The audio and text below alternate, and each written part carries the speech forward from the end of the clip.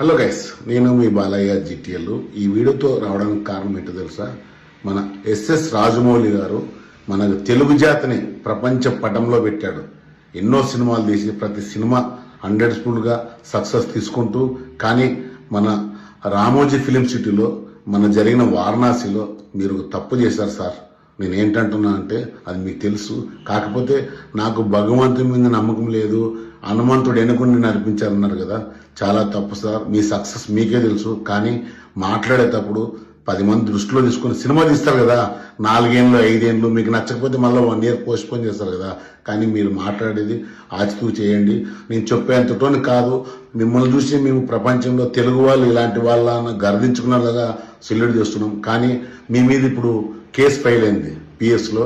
Please దీన్ని తప్పుగా తీసుకుంటున్నానని మీరు క్షమాపణ చెప్తూ, అలాగే మీరు తీసే సినిమా ప్రతి ఒక్కటి ఎంతో కేర్ఫుల్గా తీసుకుంటారు, కానీ మీరు మాట్లాడే మాటలు హిందూ మనోభావాలు దెబ్బతీస్తున్నారు. చూశారు కదా, ఇప్పుడు ఐబొమ్మ అధినేతని అరెస్ట్ చేసినందుకు పెద్ద పెద్ద వాళ్ళంతా కలిసి ఆయన సెల్యూట్ చేస్తున్నారు. ఏంటి, పోలీస్ డిపార్ట్మెంట్కి. మేము దానికి గర్విస్తాం, ఎందుకంటే మీరు కొన్ని ఏళ్ళ సినిమాలు తీసింది పైరసీలో వస్తుంది, అది తప్పే. కానీ మీరు మాట్లాడిన తప్పు కదా, మాకు దేవుని మీద నమ్మకం లేదన్నట్టుగా హనుమంతుడు ఎన్నుకున్నాడు, అది ఇది తప్పు కదా సార్. మీ దగ్గర ప్రతిదీ నిజాయితీ ఉంటుంది, కానీ ఇది మీరు తప్పు చేశారు.